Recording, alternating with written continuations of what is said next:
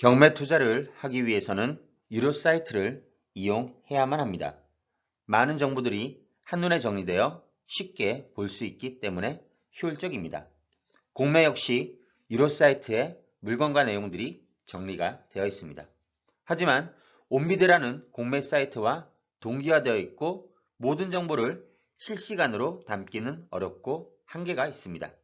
다시 말해 유료 사이트에는 반영이 잘 안 될 수도 있다는 이야기입니다.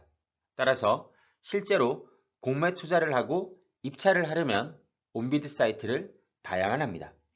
그럼 유료 사이트는 보지 않아도 될까요? 유료 사이트에서 공매 물건을 검색하셔도 됩니다.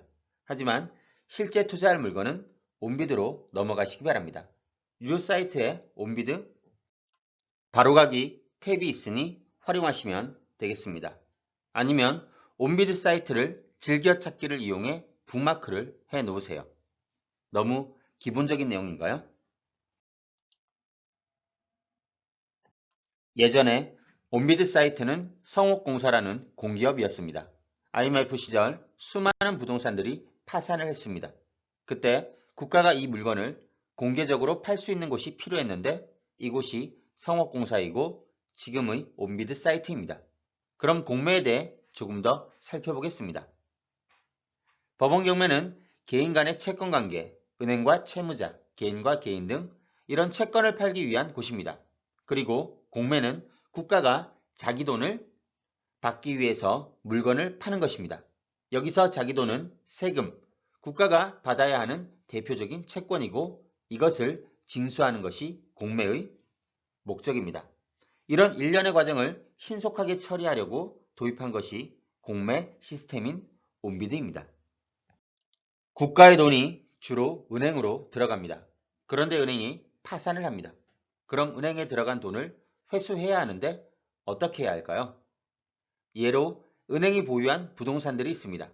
은행들은 부동산을 어떻게 보유했을까요? 은행들이 개인들에게 돈을 빌려주고 담보로 받은 것들입니다. 이것을 경매로 넘겨서 은행이 직접 낙찰을 받기도 합니다. 이런 은행이 부도가 났습니다. 그러면 이 부동산들은 국가가 팔아먹습니다. 이런 식으로 채권을 회수하는 것입니다. 그런데 이런 방법의 진행을 어디서 하는 건가요? 네, 온비드에서 합니다. 성옥공사, 한국자산관리공사, 캔코, 온비드 모두 같은 의미로 받아들이시면 됩니다. 장사라는 것은 싸게 사서 비싸게 파는 것입니다. 경공매는 부동산의 도매시장이죠. 하지만 싸게 사기 위해서는 합리적으로 생각을 해야 합니다. 50번 입찰에서 모두 폐찰하고 한 번 낙찰을 받은 사람이 있습니다. 어떤가요? 대단한가요? 이건 올바른 방향이 아닙니다. 대단한 것이 아니라 사실 이런 경우는 잘못된 방법으로 투자를 하고 있다는 이야기입니다. 물건을 고르고 조사하고 입찰가를 산정하는 일련의 과정들이 합리적으로 진행되어야 합니다. 즉, 효율적으로 투자를 해야 한다는 말입니다. 온비드 공매의 장점을 경매와 비교해보고 넘어가겠습니다.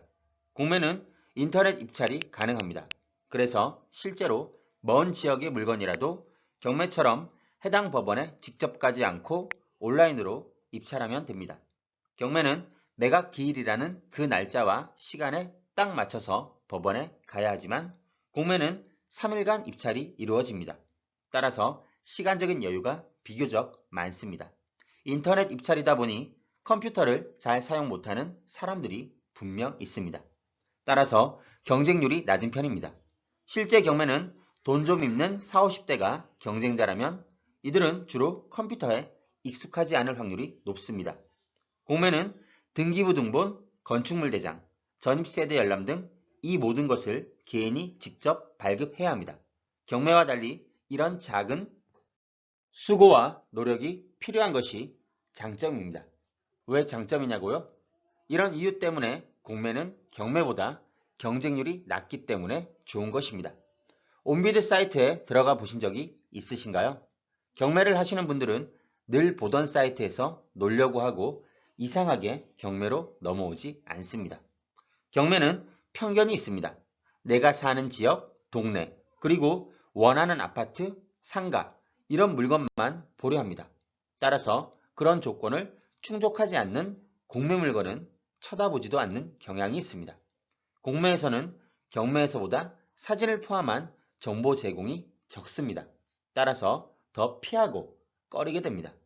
내가 알 수 있는 정보의 범위가 적으니 두려운 마음에 입찰을 피하는 것입니다. 하지만 투자자라면 이것을 긍정적으로 바라봐야 합니다. 이런 이유 때문에 공매가 돈이 되는 이유이고 투자하기에 장점이 많은 시스템입니다. 따라서 공매는 1년에 한 물건만 잘 골라도 일반 회사 연봉이 나올 수 있습니다.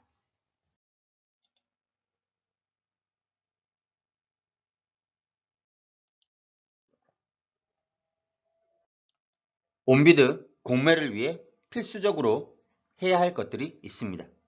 인증서를 만들고 회원 가입을 해야 합니다. 예전에는 은행 개인 인증서가 가능하였으나 이제는 법령 공인 인증서만 가능합니다. 인증서 발급은 온비드 전용만 발급받아도 충분합니다. 이미 은행용은 다들 있으실 테니까요. 개인은 1,100원짜리 등록하시면 됩니다. 개인과 법인을 병행하는 투자자분들은 법인도 받으셔야겠죠.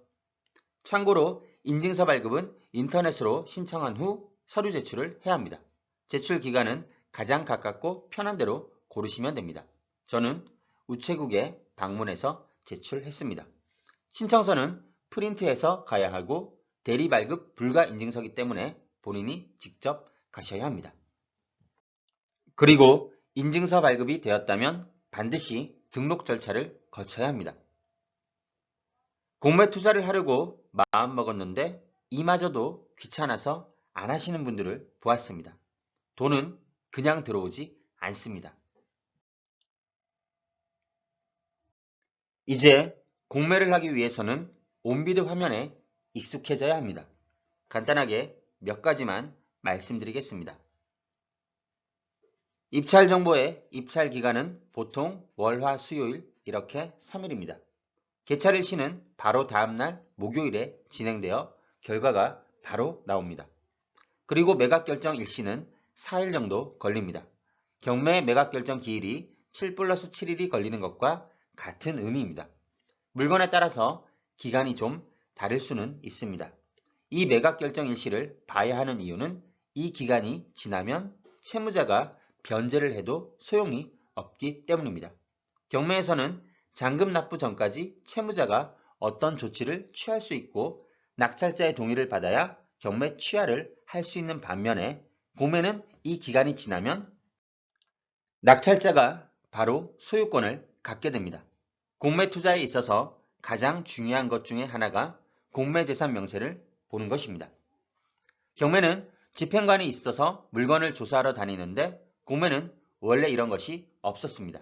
오히려 그래서 더욱 기회의 투자 시장이었죠. 현황 조사서 이런 것이 없어서 입찰하려면 직접 조사를 해야 했습니다. 이런 상황에서 공매 물건을 많은 사람들이 사러 올까요? 당연히 장사가 잘 안 돼서 입찰자가 많지 않았습니다. 그래서 이것을 보완하려고 공매도 현장을 돌아다녀서 조사해 놓은 데이터가 공매 재산 명세입니다. 공매 재산 명세는 인쇄 버튼을 누르고 저장 버튼을 클릭하면 다양한 형태의 파일로 다운로드가 가능합니다.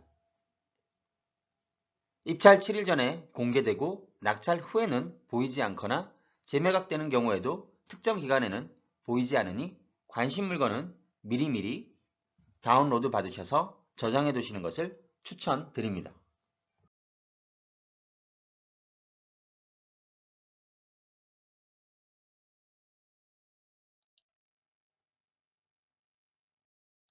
공매에서 물건 관리 번호는 경매에서 사건 번호와 같은 것입니다. 공매는 온비드 담당 직원에게 전화를 걸어서 많은 정보를 물어보고 확인해야 하는데 문의하려고 전화를 하면 담당자가 일단 관리 번호가 뭐죠? 라고 물어봅니다. 이때 이 관리 번호를 보면서 답해주고 난 뒤에 궁금한 점을 물어보면 됩니다. 경매는 배당 요구, 공매는 배분 요구입니다. 이름이 조금 다르지만 같은 의미를 가지고 있습니다. 배분 요구 종기일까지 배분 신청을 해야 돈을 받을 수 있는 자격이 주어집니다. 경매에서 보증금을 손으로 적어내는 것과 달리 공매 입찰 보증금은 전자 입찰이고 그 금액만큼 표시가 되니까 실수할 수가 없습니다. 예전에 공매에서는 제공하지 않았던 점유 현황에서는 임차인의 정보가 나와 있습니다. 그리고 공매 물건 권리 분석에 크게 도움이 되는 것은 배분 요구 및 채권 신고 현황입니다. 내용을 보면 개인은 배분 요구라는 말을 사용하는데 관련된 국가 기관은 배분 요구라는 말 대신에 교부 청구라는 말을 사용합니다. 경매에서는 선순위를 따질 때 말소 기준 권리를 중심으로 압류 날짜인 등기상의 일자를 중요시합니다. 그러나 국가의 세금인 공매에서는 등기가 되어 있지 않아도 법정 기일 순서로 돈을 받아갑니다.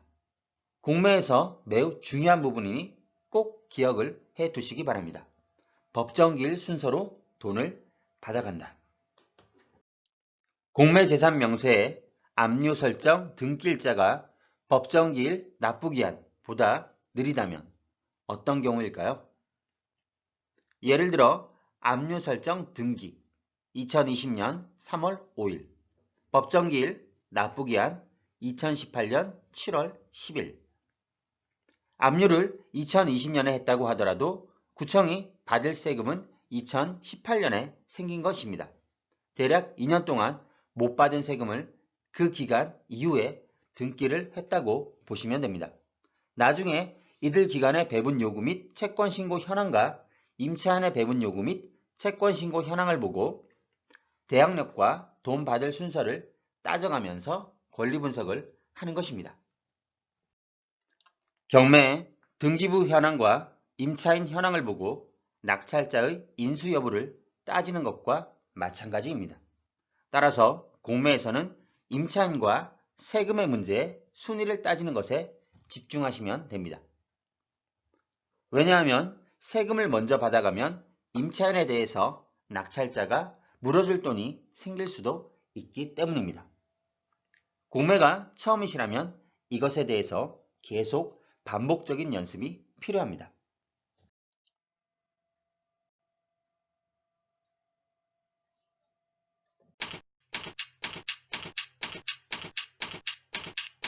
아래 메일 주소로 보내주시면 빠르게 답변 드리겠습니다. 네이버 카페에 오시면 더 많은 정보를 확인하실 수 있습니다.